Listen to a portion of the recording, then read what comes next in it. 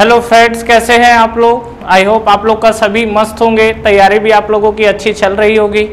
ठीक है, तो जो हमारा हीट ट्रांसफ़र को लेके हमने कुछ चीज़ें डिराइव की थी, तो चलिए हम लोग वहाँ से आगे बढ़ते हैं और हम लोग कुछ चीज़ों को अब देखते हैं क्या कहानी होती है और इससे रिलेटेड क्वेश्चन। पहला चीज़ अगर आप यहाँ देख रहे होंगे तो question based on heat transfer लिखा हुआ है और कहीं ना कहीं हम लोग जो अभी मूव कर रहे हैं वो अभी चल रहा है, जो हमारा वो क्या चल रहा है आपका फर्स्ट लॉ।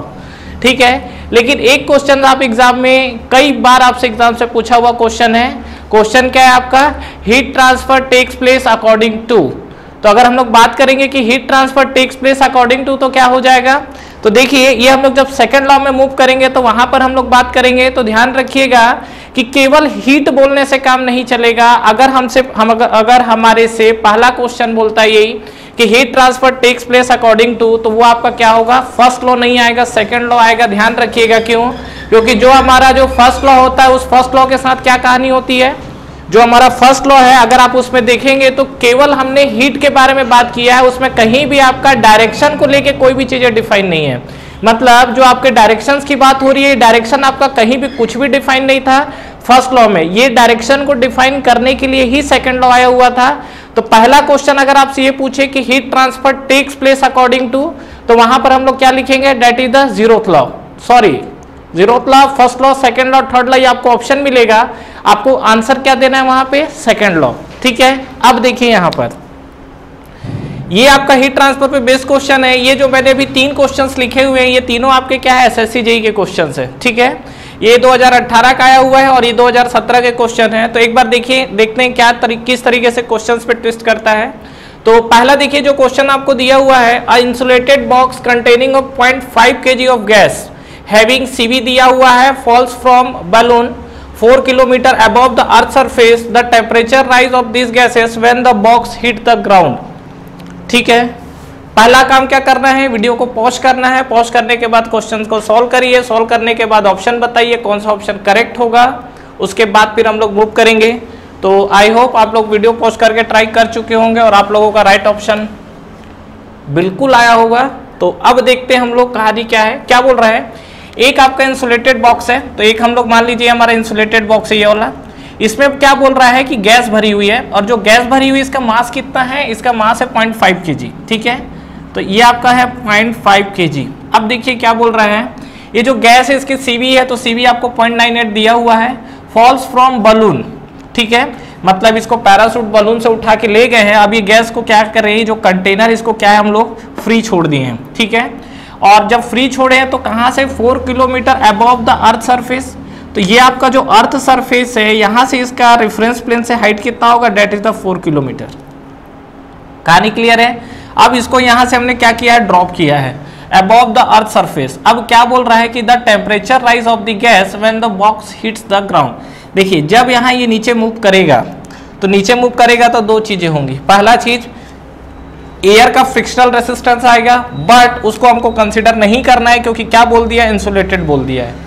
मतलब आपको सीधा सीधा क्या करना है, यहाँ पर हम लोग कहीं ना कहीं एनर्जी बैलेंस की कहानी देखेंगे कि आपको बोल रहा है कि देखिए जब इधर से इधर मूव करेगा तो इस टेम्परेचर में जो अंदर की जो गैसेस है वो मूव करेगी तो इसके अंदर आपको गैसेस को लेके कुछ चेंजेस दिखेंगे। तो ये जो आपको गैसेस को लेके चेंजेस दिखेंगे, that is equal to this energy.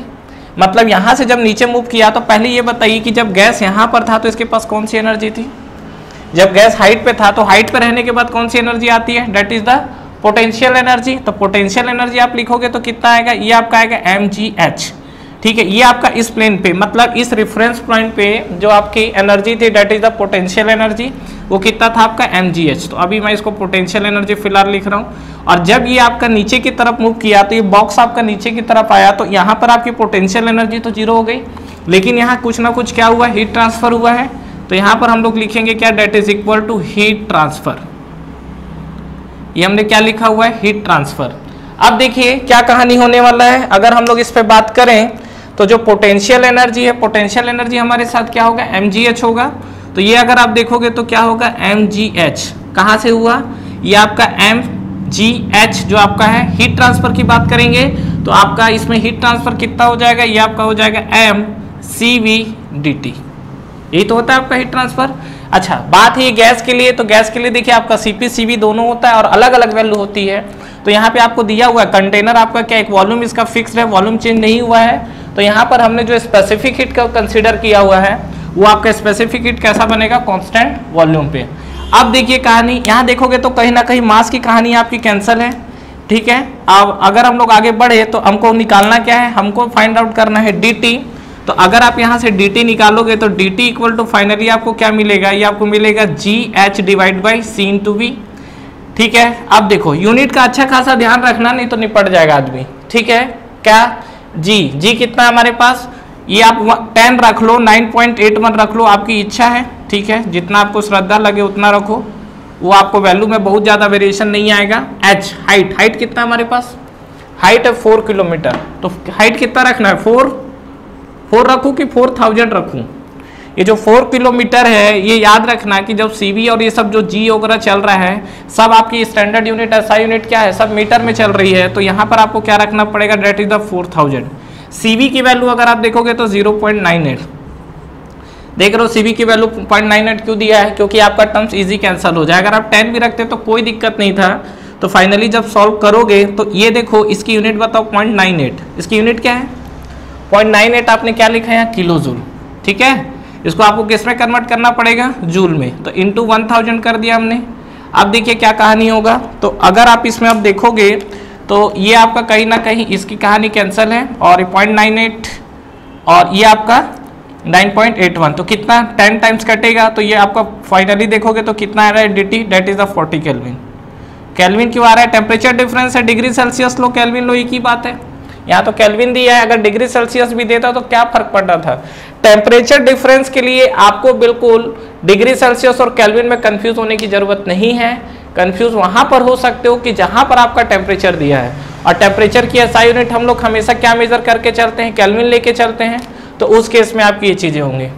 तो कहानी क्लियर है, यहाँ तक चीजें क्लैरिफाई है।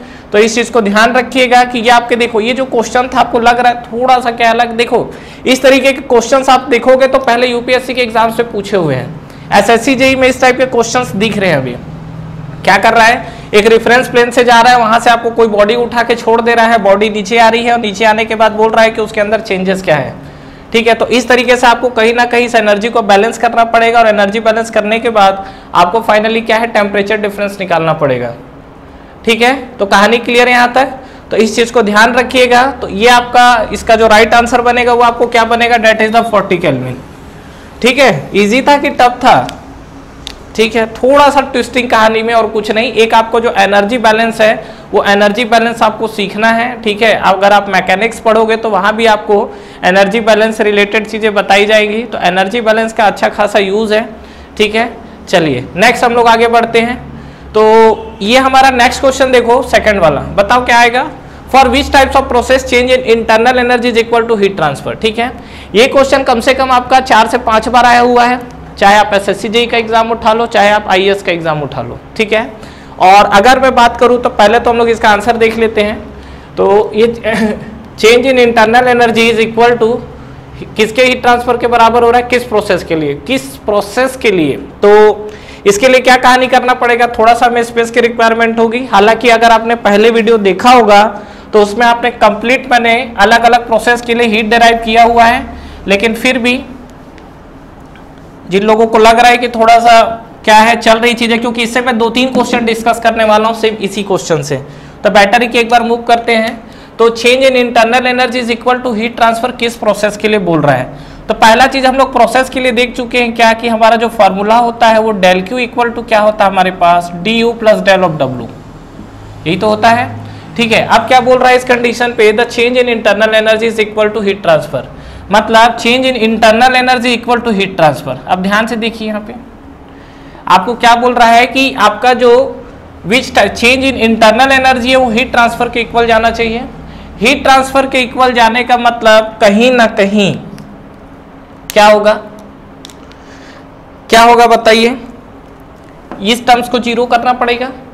इस टर्म्स को जीरो करने का मतलब देखो मैंने पहले वीडियो में बता दिया है, लेकिन यहाँ पर आपको समझने के लिए चीजें एक्सप्लेन कर रहा हूँ फिर से, कि अगर आप ये वाले टर्म्स को जीरो करना चाहते हैं तो डेल डब्ल्यू इक्वल टू क्या होता है, पी इंटू डी होता है।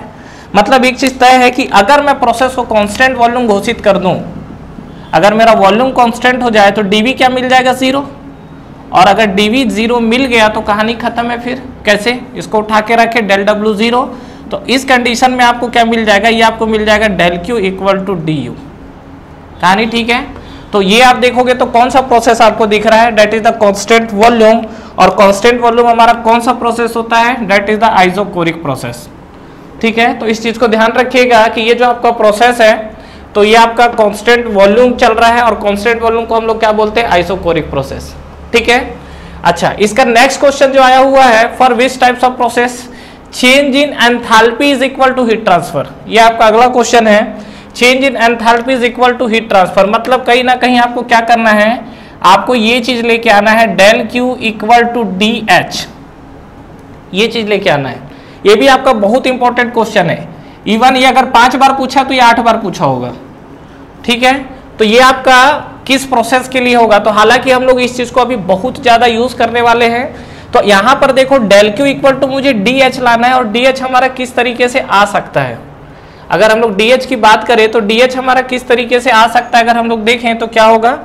तो देखिए यहाँ पर डेल डब्ल्यू equal to p d v जो आपका फॉर्मेट है उसी को आगे बढ़ाइए, क्या मिलेगा आपको। यहाँ पे आप देखोगे तो क्या मिलेगा, ये आपको मिलेगा डेल क्यू इक्वल टू आपको मिलेगा डी यू प्लस डेल डब्ल्यू इक्वल टू क्या मिलेगा आपको, पी इंटू डी वी। बस कहानी खत्म, अभी कहानी खत्म हो गई है।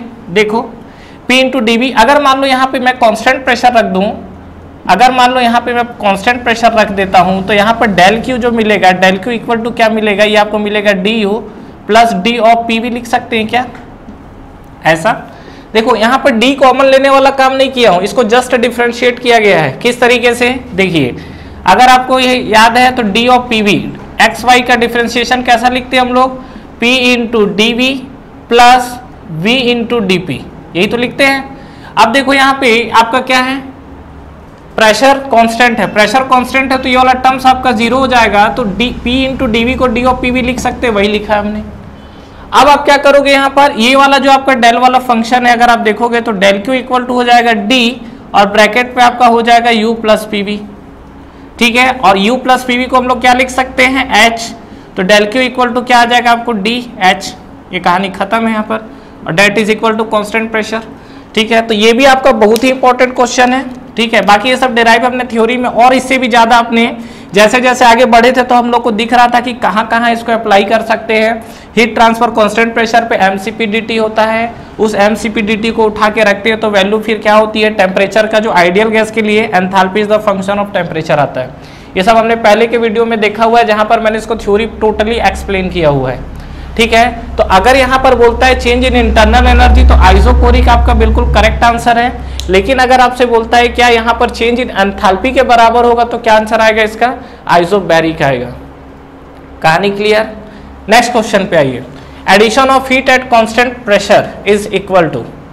ठीक है, तो ये देखो कांस्टेंट प्रेशर पे जो हीट है वो किसके बराबर हो रहा है, तो कांस्टेंट प्रेशर पे हीट है, अभी हमने देखा है कि चेंज इन एंथैल्पी के बराबर हो रहा है। लेकिन यहाँ कहीं भी चेंज इन एंथैल्पी दिख रहा है क्या, raise its temperature, raising its pressure, raising its volume, raising its temperature and doing external work. तो इसके साथ क्या हो सकता है कि अगर आप कांस्टेंट प्रेशर पे हीटिंग कर रहे हो तो देखिए ये चीज हमने पहले भी देखा और ये आपका फर्स्ट लॉ से भी निकल कर आया हुआ है। अगर आप देखोगे यहाँ पे तो आप जब हीटिंग कर रहे हो, ठीक है, तो हीटिंग करने के बाद क्या है, ये जब जैसे हमने हीटिंग करना स्टार्ट किया इस चीज को, तो जो हमने हीट सप्लाई किया है, एक तो इसका इंटरनल एनर्जी में पार्ट जा रहा है और दूसरा इसका जो है एक्सटर्नल वर्क में जा रहा है। मतलब जो हमने हीटिंग किया है, एक हमारा इंटरनल एनर्जी को बढ़ाने के लिए जा रहा है और एक आपका क्या एक्सटर्नल वर्क डन पे जा रहा है। तो अगर आप देखोगे यहाँ पर addition of heat at constant pressure की बात हो रही है, तो कांस्टेंट प्रेशर किसके बराबर हो जाएगा, एक तो आपका एक्सटर्नल वर्क मिल रहा है डेफिनेटली, और raising its temperature because internal energy is the function of temperature. तो आपका टेम्परेचर राइज कर रहा है और क्या है, एक्सटर्नल वर्क कर रहा है। ठीक है, इसका एक क्वेश्चन घुमा के आपको और दे सकता है, क्या, addition of heat at constant volume is equal to, समझ रहे हो, addition of heat at constant volume equal to, तो कांस्टेंट वॉल्यूम के लिए वर्क डन 0 हो जाता है। तो ये जो हमने बात किया ये कांस्टेंट प्रेशर के लिए किया है। अगर आपका addition of heat constant volume की बात करेगा तो यहाँ पे आपका क्या हो जाएगा, अगेन जब डेल क्यू आप कांस्टेंट वॉल्यूम पे दोगे तो डी यू प्लस डेल डब्ल्यू ये तो हमेशा जाता है, लेकिन कांस्टेंट वॉल्यूम के लिए वर्क डन आपको क्या मिल जाता है, डेल डब्ल्यू equal to p into d v, तो ये टर्म्स आपका जीरो हो जाता है। तो इसीलिए हम लोग क्या, जब कांस्टेंट वॉल्यूम पे हीट सप्लाई करते हैं तो सीधा सीधा कहाँ चले जाता है आपका, इंटरनल एनर्जी के। दैट्स व्हाई हम लोग लिखे भी है क्या कि इंटरनल जो आपका कांस्टेंट वॉल्यूम पे हीट सप्लाई जो होता है चेंज इन इंटरनल एनर्जी के बराबर होता है। रिलेशन दिख रहा है कुछ, ठीक है। तो क्वेश्चन को इस तरीके से उठाने का मतलब आपको कहीं ना कहीं क्लियर हो गया होगा, ठीक है। तो यहाँ लिखा जरूर 3 क्वेश्चन गया था, लेकिन यहाँ से 5 से 6 क्वेश्चन आपके क्लियर हो जाएंगे, ठीक है। इसी इक्वेशन को आगे पीछे लेके घुमाते रहेगा, खेल कूद करता रहेगा।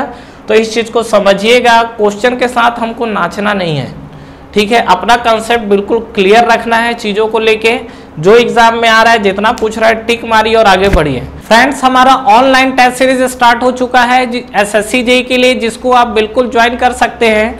इस टेस्ट सीरीज में फ्रेंड्स आपको कितने क्वेश्चंस करेक्ट हो रहे हैं, इनकरेक्ट हो रहे हैं, ओवरऑल आपकी टाइम कंज्यूमिंग कितनी हो रही है, कितने आपके मार्क्स निगेटिव हो रहे हैं, ओवरऑल आपका जो टेस्ट परफॉर्मेंस है, टेस्ट की रैंकिंग क्या है, ये सारी की सारी जो चीजें एनालिसिस है वो आपको एक ही प्लेटफॉर्म पे मिलेगा।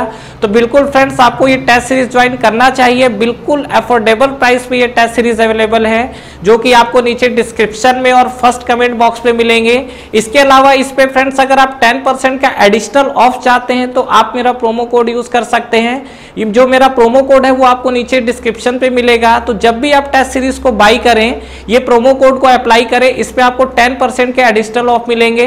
तो ठीक है फ्रेंड्स, अगर आप इस वीडियो से रिलेटेड कंटिन्यू और भी अपडेट्स चाहते हैं तो आप हमारा टेलीग्राम चैनल को ज्वाइन कर सकते हैं। टेलीग्राम चैनल के लिंक भी आपको नीचे डिस्क्रिप्शन पे मिल जाएंगे।